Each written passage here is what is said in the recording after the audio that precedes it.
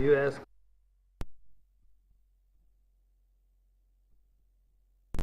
U.S. U.S.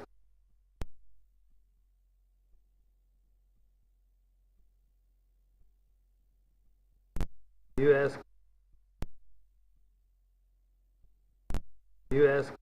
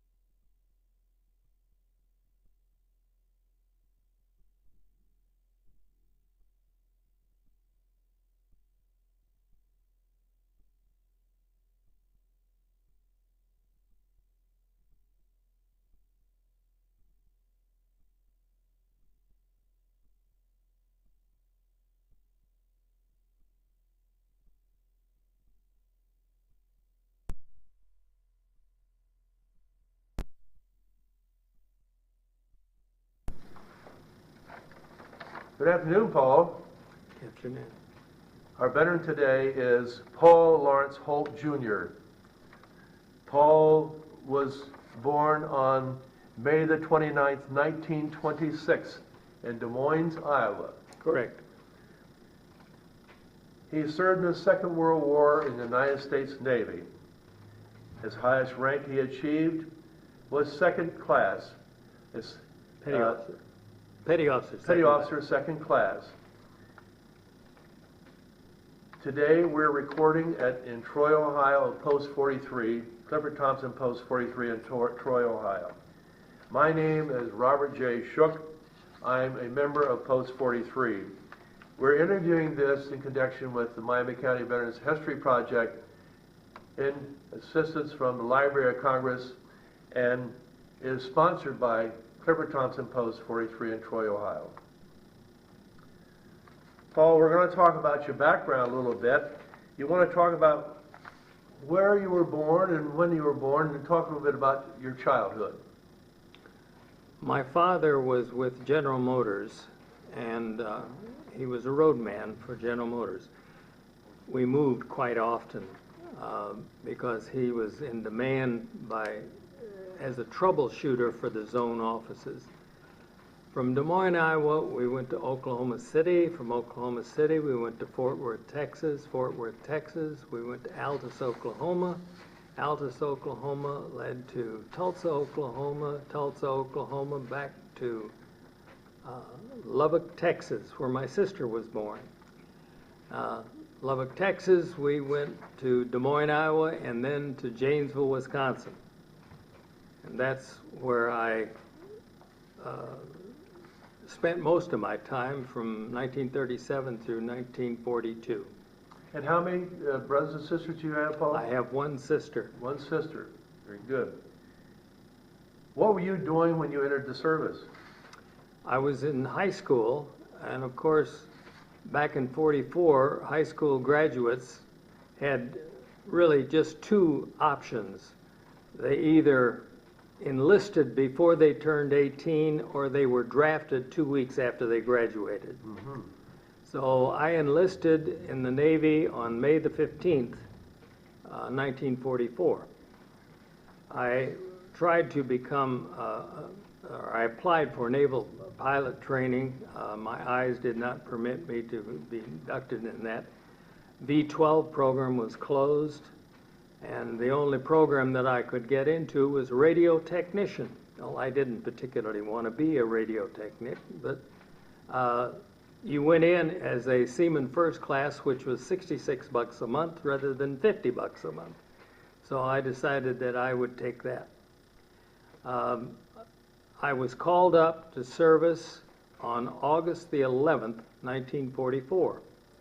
I was sent to Great Lakes for boot camp, even though there was a Coeur d'Alene was a boot camp training which was only 30 miles away, but they didn't want to send me there. They sent me to Great Lakes.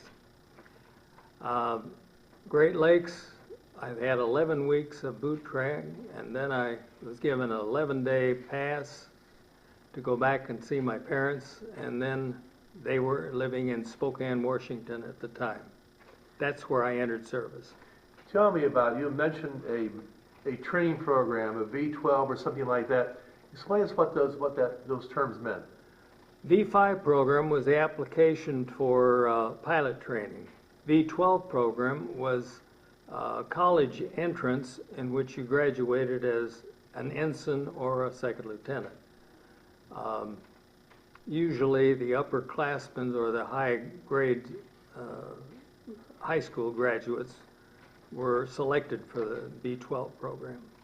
So you picked the Navy as the branch you wanted to go into then? My father was serving in the Air Corps, Army Air Corps at the time, and that's why we were living in Spokane, Washington. He was stationed at Spokane Air Depot. And I didn't want to go into the Air Force or the Army because I didn't want to have, if I got a promotion of any kind, I didn't want them to feel it was because of my family connection. So I went in the Navy. How many other family members did you have in the service, that background? The history of our family is quite extensive. The first known, I've done a little history of our family, and the first family member was Lieutenant Colonel Robert Holt, who in 1676 was in charge of the militia which defended Jamestown against Bacon's rebellion. And that was really the first conflict that took place in America. In the Civil War, or in the Revolutionary War, we had Henry J. DeShazer, who was a father-in-law of Richard Shea Holt. He was in the Battle of the Cowpens, as well as two other battles, and he is buried in Kentucky. In the Civil War, we had two of the older sons of Reverend James Madison Holt, who enlisted in the Confederacy. One of them, John Holt, was wounded in the Battle of, let's see, I have that, the Battle of Prairie Grove, Arkansas. He died 5 days later after his wounds. The second son, James R. Holt, was enlisted in the Confederate service, and he was wounded the first day he went in service. So obviously they didn't give him any training, they just gave him a gun and said, go at it. We had Livingston Holt, who was the third son of Reverend James Madison Holt, and he enlisted in the Union Army, but he was so young, they made him a drummer. He was not permitted to carry rifles. A drummer is one that goes out into the field to collect the people that have been wounded and bring them back. So that's the Civil War history. My father entered the First World War as an aviation cadet, and he was stationed at, actually it was Fairborn now, but it was Osborne, Ohio in those days. And he remarked the fact that he saw Patterson, or Lieutenant Patterson, fall from the sky and crashed several yards from his headquarters. So I think that was something very interesting. My father was, he asked for a commission when World War II was declared, and he was given a commission as a captain, sent to what they called retread school in Miami, Florida. And he remarked several times in his letters to my mother that they would go out on the beach and they would see the smoke of the ships that were on fire that had been torpedoed. And it was a common occurrence down there. But he came back and was given leave after he graduated, and he was sent to Spokane, Washington, FFT, for further transfer. Well, he happened to run into a friend of his who he had worked with at Ford Motor Company, and the man invited him to dinner at the Officers Club. Well, he didn't know anybody there, so he figured he would go to dinner with us. And at that dinner, this lieutenant introduced him to his senior officer, which was a colonel. And the colonel kept asking my dad all during the dinner what he had done and so forth. And at the end of the dinner, he got up and he said, "Holt, I'm changing your orders. You're going to be my assistant in," it was the 4th Echelon Repair Service. They were taking B-29 or B-17s and B-24s from the European theater, revitalizing them and preparing them to go out in the Pacific. So my father was in charge of 4th Echelon repairs. And then also, when that was cut back, he also solicited people to work at the Lansford, Oregon atomic thing. He was in Manhattan project, and he secured personnel for that. He was discharged in 1945, returned to Janesville, Wisconsin, and that was always considered kind of our home. So I've given you the history, and then of course I came into the service of the Navy, as you've already said. Let's go back for a moment. You talked about Patterson and Osborne and so forth. Yes. Is that what we know today as what Air Force Base? Fairborn. That's, no, Wright-Patterson Air Force Base. Wright-Patterson Air Force Base. Right. And Fairborn was a combination of two cities. Well, all I know is Fairfield. Oh, I see. And Osborne. Well, you have more history than I have. That's good. But that's interesting. Thank you so much for that family history. Let's go back to you now. Okay. On your training. When you went into service now, tell me about the change in lifestyle and your adjustment to the military type of living and so forth. Well, I didn't exactly know what to expect when I went to boot camp, but all of us were in the same boat together, or the others that were collected in our company. The one thing that I remember distinctly was that the frigid air blowing off of the Great Lakes, Lake Michigan, and they always insisted that the windows be left wide open.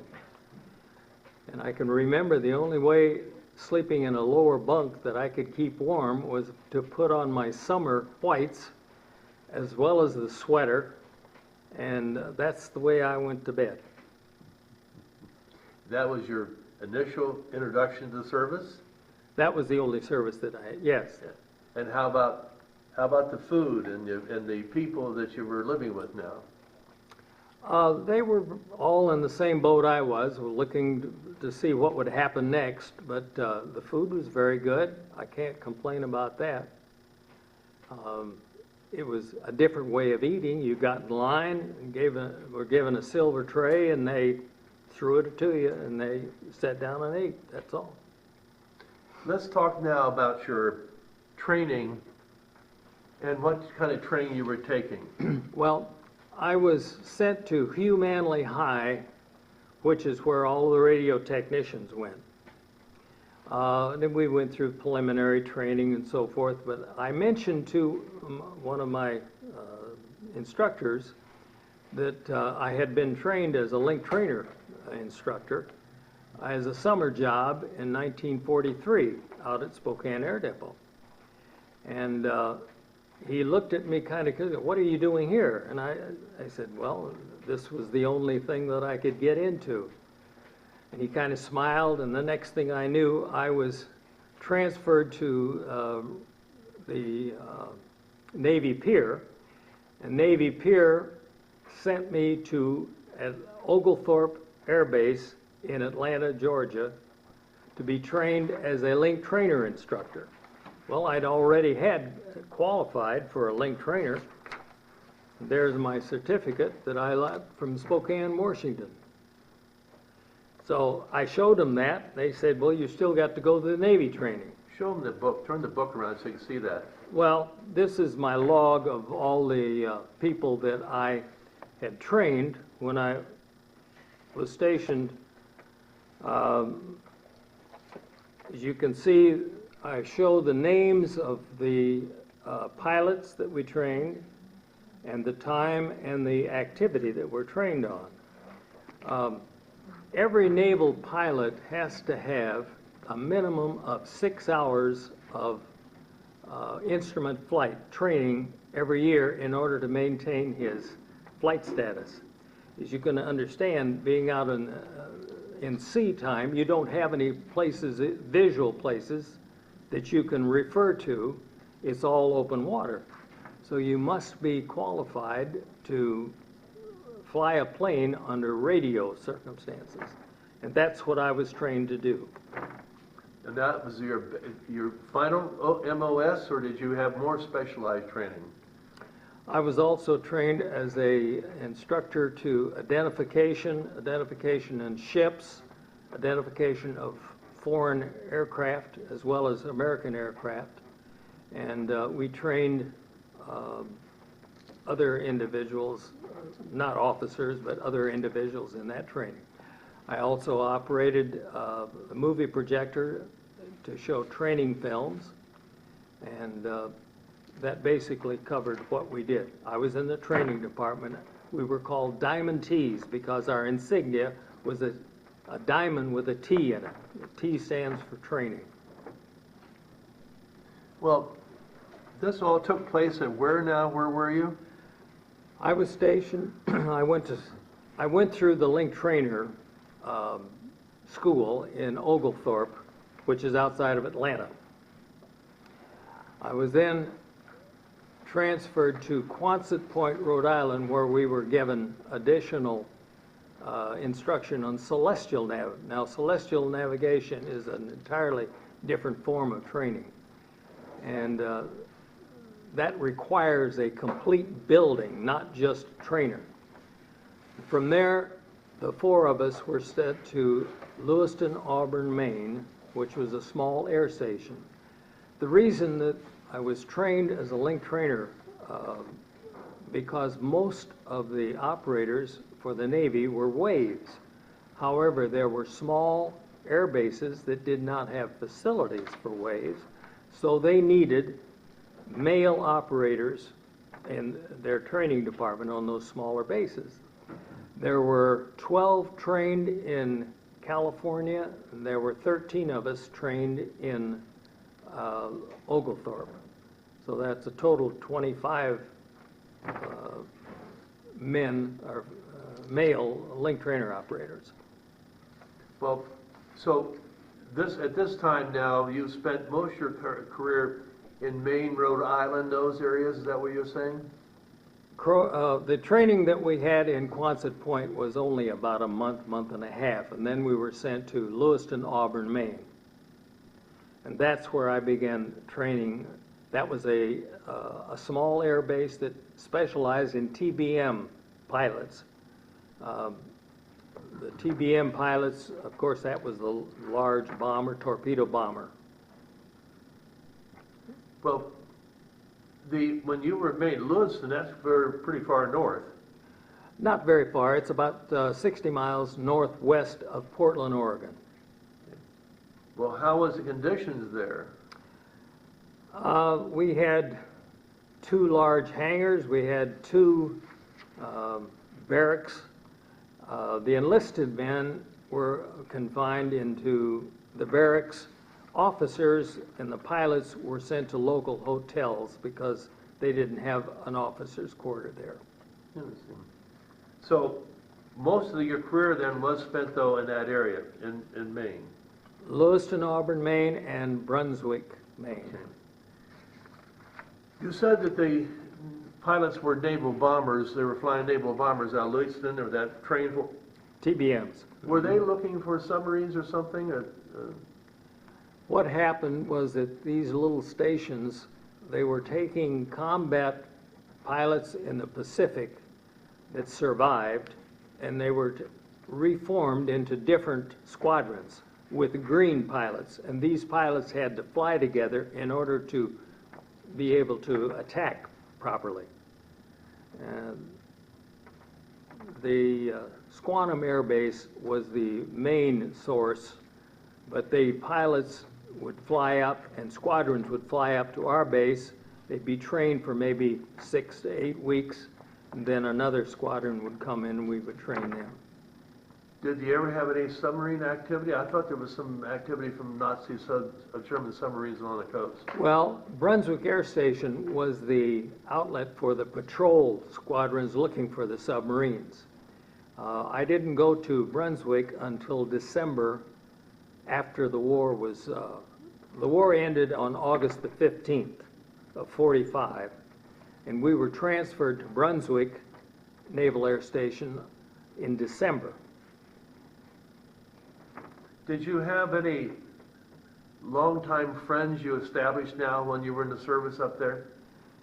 Strange to say that the closest man that I had was Brown, who was a trainer that I had gone through Oglethorpe with, and Quonset Point, and then Lewiston, Auburn, Maine. But he was a washed-out air cadet, and he had service so that he was discharged early. So Brown left early. The only 2 people that I had were waves that I knew that I met in Brunswick. Hazel Ferris, who moved to Sacramento, California, just north of Sacramento. And I kept sending Christmas cards and things to her, and she would respond. And I was able to visit with her on 2 occasions out in California, because my sister lives in Sacramento. Kessler was the Genevieve Kessler. She lives in Idaho. She married a man whose family lived in Urbana, Ohio. So I remember when I was living in New Carlisle, well, she came by and we spent an afternoon together. That was the only 2 that I can remember. Outside of this, I remember when I was in the University of Wisconsin, Helen Fox, who was also one of the waves in Brunswick, she and 2 other girls came by, and they were on their way to California, and they stopped in and saw me. That's very interesting. How about your communications with home, mom and dad, or people like that? Well, mostly by a letter. Phone calls occasionally, but mostly by letters. So if you were up in Maine, though, what did you do for off-duty time, for recreation and so forth? Well, The naval band, which was stationed in Brunswick, was discharged in December when we arrived. So there was no more music available for the enlisted man's dance or the officer's dance. So a group of us got together and formed a dance band. And I went down to Portland, bought all the orchestrations and the band fronts, and came back. And we've had our own band, which we were able to play the enlisted man's dance on Friday night and the officer's dance every other Saturday. In fact, I was making more money with playing on the band than I was with the Navy. And the USO there in town wanted us on Wednesday night. We went to Bowdoin College and played two big dances. One was their prom, and I forget what the other one was. So we had a pretty good thing going there for ourselves. Well, what did you play? Trumpet. Trumpet. Mm-hmm. Very good. So now you had this time spent as recreation and up in Maine and so forth. When did you, with things closing down now, tell us a little bit about the slowing down when you were getting prepared to leave the service. Well, as I said, the war ended August the 15th, and I was transferred to Brunswick in December of '45. At that particular time, as I remember it, everyone was discharged on a point basis. If you had combat duty, of course, you were given more points than what you were with just regular service. And since I entered service and didn't have any foreign exposure, I was not discharged until July the 20th of 1946. So when you returned home then, and that was 1946. Yes. Tell us what happened then. I never will forget it. I came home. My father had opened up a hardware store, and I got off the train, and I think 3 hours later I was clerking at the hardware store.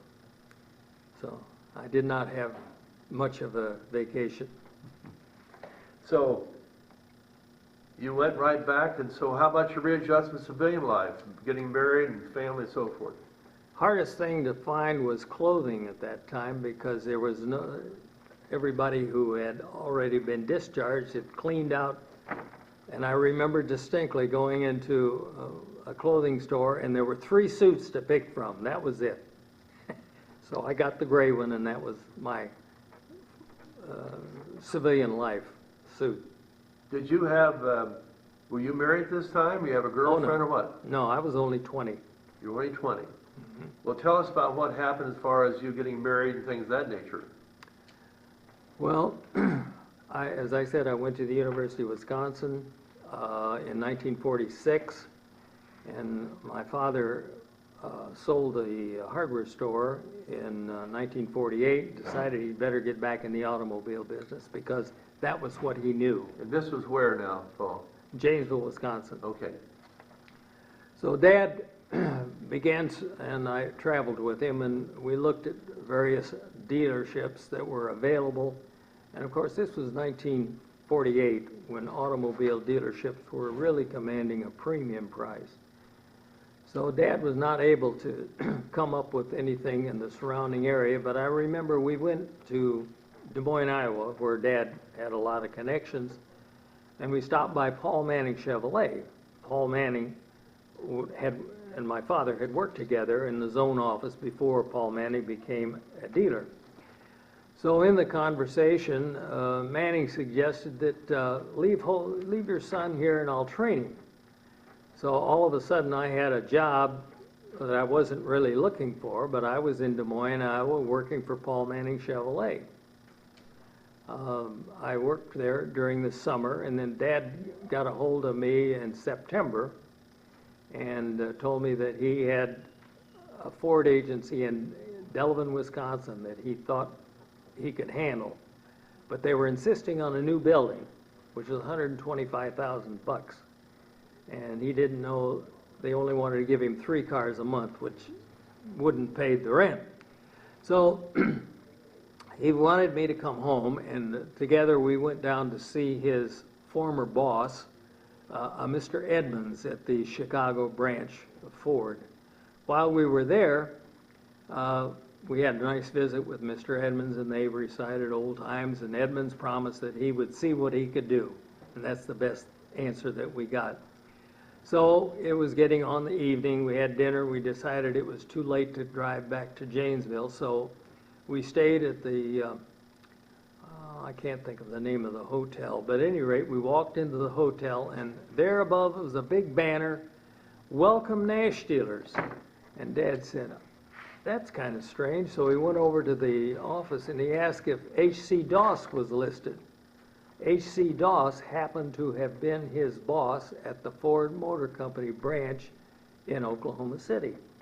And he was kind of my dad's mentor, because my father started as a clerk and worked his way up to sales manager of that branch. So sure enough, Mr. Doss was there. And Dad said, "Well, why don't we go up and visit him?" So we went up, and it was almost like a whole family reunion. Doss saw my dad and came over, and they, of course, hugged, and everybody would turn around and looked, and who is this guy anyway? But at any rate, Mr. Doss wanted to know what Dad was doing in Chicago. And Dad said, "Well, we saw Edmonds," and of course Doss knew Edmonds. And he said, "Well, I was looking to get a dealership in Delavan, Wisconsin." "You don't want to be a Ford dealer, you want to be a Nash dealer." So he called 3 of his zone managers over, and he said, "Get this man a dealership." So we ended up as the Nash dealer in Columbus, Indiana. And we were there for about 4 years. I worked there for 2 years, and then I went back to the University of Wisconsin. I entered the University of Wisconsin in 1950 and graduated in 1952. I went to work for Buick Motor Division in October of 1952. I was stationed in Dayton, Ohio. That was my district. There were 32 Buick dealers in this district, and they were all, I made good friends with all of them. Well, the district manager in Indianapolis fouled up a little bit, and he was let go, and they needed somebody in Indianapolis. So since I didn't have a lot of luggage or a lot of furniture or anything, I could pile everything I had in one car. They moved me over to Indianapolis. And this was in 1954. Well, 1955 was the best year that General Motors ever had. Buick Motor Division established all-time records of 786,000 units that year. I was called in on Friday afternoon around January, first week in January, by the zone manager, who was Paul Britton. I was told that I would have to be in Flint, Michigan on 8 o'clock Monday morning. I was being transferred to home office. So I went and got an airline ticket and went up to Flint. I was there at 8 o'clock. My old friend, Mr. Glenn Wilson, was the director of merchandising, and he informed me that I was now a merchandising assistant. There were 2 of us, Lyle Carpenter and myself. There was a sales promotion manager, an advertising manager, and the 5 of us constituted really most of the sales department. There was an assistant general sales manager and a general sales manager, and that was the sales department. The thing that surprised me more than anything else was the fact that there had only been 2 men that had ever sold cars before of those 7 men, and I was one of them. So at any rate, 3 months later, the advertising manager resigned, and they made me advertising manager of Buick, and I served in that position for a little over 2 years. I resigned in 1958 because I was becoming a man that I didn't really want to become. And I then took an agency, it was a Rambler, American Motors agency in Hamilton, Ohio. I was there for 11 years. And then an old friend of mine, Roy Fedderson, who was assistant he was assistant zone manager in Cincinnati, and we had worked together in Flint. He called me up and he said, let's have lunch. So I went down to Cincinnati and had lunch with Roy. And he said, we're going to give you a Buick deal. I said, fine, I'm ready. So I was given the Buick GMC agency in New Carlisle, Ohio. And I served that agency for 19 years. I sold the business to a Charlie Stapleton of Troy. And then Charlie operated it for 14 years. And then he went in the used car business. I had really not, I still maintain that I go to auctions and things like that, just as a matter of keeping up with friends that I've made in the business. Well, that's certainly a very interesting, like I say, after career, after military, of what happened. Looking back now, Paul, on your military service and what we've talked about so far, any particular reflections that stayed with you the rest of your life in the military? I shall never forget when the war was declared over. It was on a Friday. And I had liberty to go, and of course, in a small town of Lewiston, Auburn, Maine, you didn't have much activity other than 2 picture shows.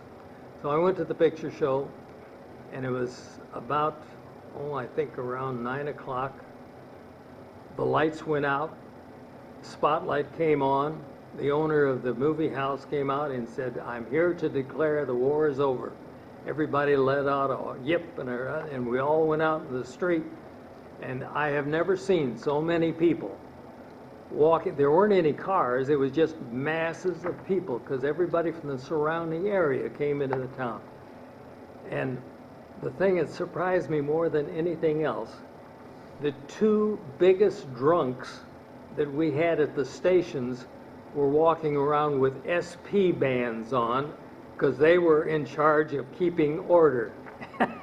And I never will forget that. Any other lessons you learned from the military that you took through the rest of your life, and that you might reflect back on? I respected the discipline that we were given. I think that perhaps maybe gave me a sense of responsibility.